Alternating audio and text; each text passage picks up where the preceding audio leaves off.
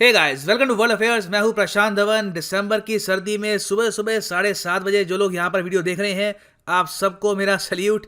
चलिए स्टार्ट करते हैं 28 दिसंबर के daily current affairs. So first question, 28 दिसंबर को मतलब आज प्रधानमंत्री नरेंद्र मोदी फ्लैग ऑफ करेंगे इनमें से कौन सी ट्रेन? सही उत्तर यहां पर इस वेरी इंपॉर्टेंट क्वेश्चन का है ऑप्शन बी, 100th किसान रेल। ये देखिए, किसानों के लिए बहुत ही महत्वपूर्ण है। ये सरकार चलाती है ताकि किसान बाकी जो दूर दूर की मंडियां हैं वहां पर भेज पाए अपने पेरिशेबल एग्रो प्रोडक्ट। पेरिशेबल मतलब कि जो खराब हो सकते हैं। अब यहाँ पे वो प्रोडक्ट्स आते हैं जैसे कि पत्ता गोभी, प्याज, फ्रूट्स में आप कह सकते हैं ऑरेंजेस, ग्रेप्स, अनार, बनाना। इनको अगर ट्रांसपोर्ट करने में आप लगा देते हैं 2-3 हफ्ते तो ये खराब हो जाएंगे, इनकी जो वैल्यू है ये रहेगी नहीं। इंपॉर्टेंट ये है कि जल्द से जल्द ये स्टेट टू स्टेट ट्रांसफर किए जाएं, तो उसके लिए है ये किसान रेल। और 100 किसान रेल यहाँ पे लॉन्च करेंगे पीएम मोदी आज। और ये जो ट्रेन है ये रन करेगी from Sangola in Maharashtra to Shalimar in West Bengal. By the way, ये ऐसा नहीं है कि 2 स्टेट ट्रेड के लिए है। रास्ते में जो भी स्टेशन आएगा इन Madhya Pradesh, various other states, वहां पर भी जो कार्गो है ये अनलोड करेगी। और यहाँ पे आप देखेंगे ये ट्वीट है मिनिस्ट्री ऑफ रेलवेज की, honourable prime minister will flag of 100th किसान रेल फ्रॉम महाराष्ट्र। आगे बढ़ते हैं। हाल ही में धर्म स्वतंत्र फ्रीडम ऑफ रिलीजन बिल किस स्टेट ने अप्रूव किया है? किस स्टेट की कैबिनेट ने अप्रूव किया है? यहां पर सही उत्तर है ऑप्शन सी। बहुत न्यूज में है, इजी क्वेश्चन था।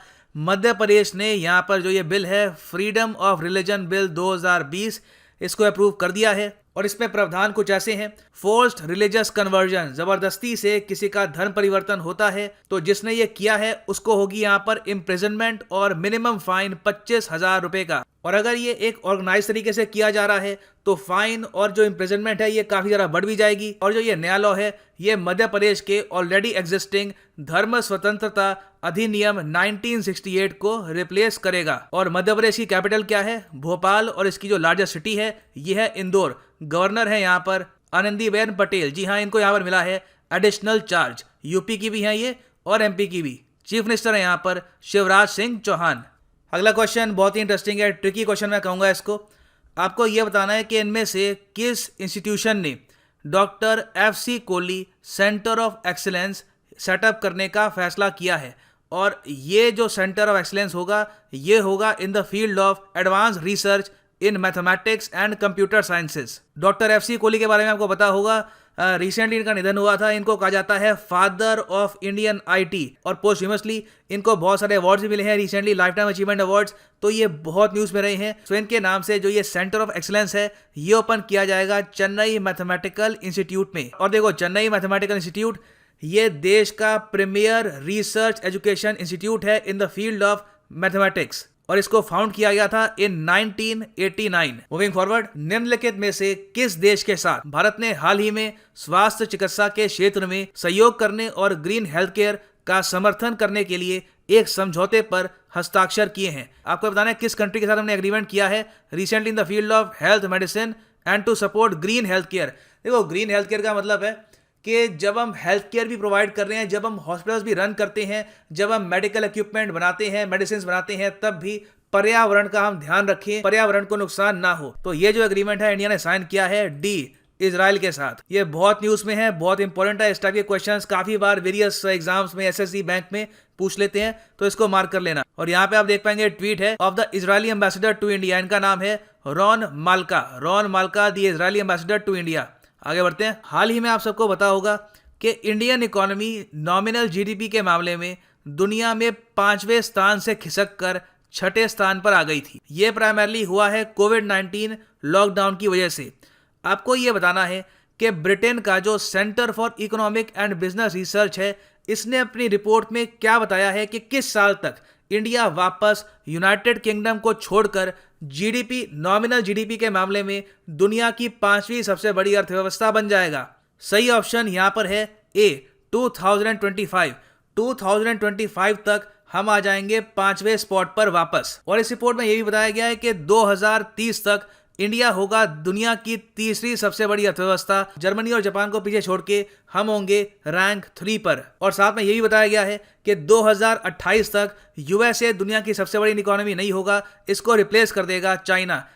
इसका पहले एस्टिमेट था 2033, मगर अब बताया जा रहा है कि 2028 में ही चाइना रिप्लेस कर देगा यूएसए को as the world's biggest economy.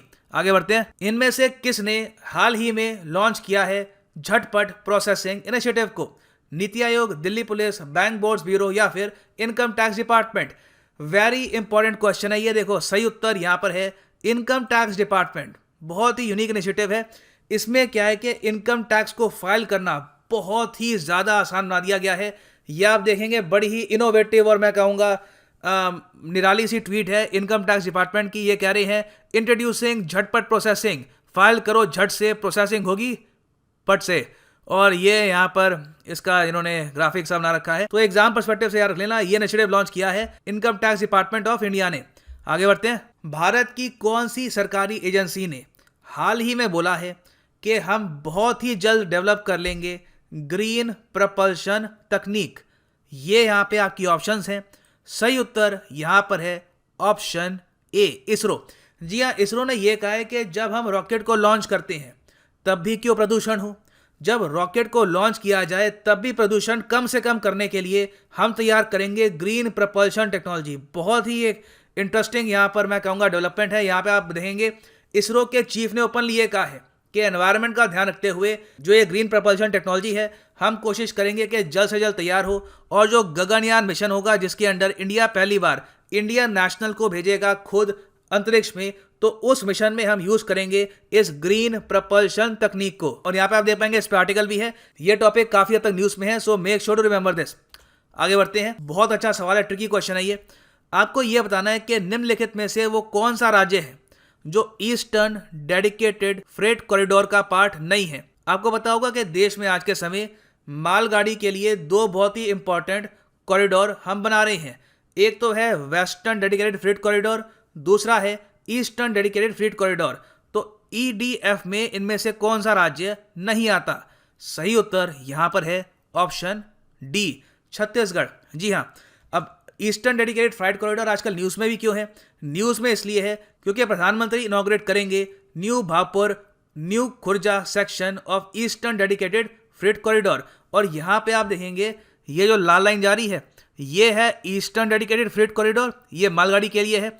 और यहाँ पे जो ब्लू लाइन है ये है वेस्टर्न डेडिकेटेड फ्रेट कॉरिडोर। और जो ये 6 स्टेट्स हैं इनमें से गुजरेगा ईस्टर्न डेडिकेटेड फ्रेट कॉरिडोर। और इसमें आप देखेंगे छत्तीसगढ़ आपको नहीं मिलेगा, बाकी जो स्टेट्स हैं याद रख लेना, पंजाब, हरियाणा, उत्तर प्रदेश, बिहार, झारखंड, वेस्ट बंगाल। और सबसे ज़्यादा यहाँ पर रेलवे ट्रैक्स बनाए जा रहे हैं, जो डेवलपमेंट हो रही है ये हो रही है यूपी में। आगे बढ़ते हैं। भारत के विदेश मंत्री आज के समय कतर गए हैं for a very important visit. अब देखो जो गल्फ कंट्रीज हैं वहां पर लगातार हमारे विदेश मंत्री विजिट के लिए गए हैं। कुछ ही हफ्तों पहले वो गए थे यूएई और बहरीन में, अब ये जा रहे हैं कतर में। कहीं ना कहीं मैं आपको एश्योर करता हूं किसी एग्जाम में आप कतर से रिलेटेड क्वेश्चन एक्सपेक्ट कर सकते हैं। तो यहां पे आपसे मैं ये पूछ रहा हूं कि कतर की करेंसी क्या है? ये आपके ऑप्शंस हैं यहाँ पर। सही आंसर यहाँ पे है ऑप्शन ए, रियाल। जी हाँ, रियाल है करेंसी ऑफ कतर। राजधानी है कतर की दोहा। बहुत ही इंपॉर्टेंट देश है कतर, एक huge source of natural gas और लिक्विफाइड पेट्रोलियम गैस। आगे बढ़ते हैं। हाल ही में भारत ने साउथ चाइना सी, दक्षिण चीन सागर में 2 दिवसीय सैन्य अभ्यास किया है। किस आसियान देश के साथ? ये है यहाँ पे आपकी ऑप्शंस। आसियान देश टोटल कितने हैं? टोटल आसियान देश हैं 10। यहाँ पर सही आंसर है वियतनाम।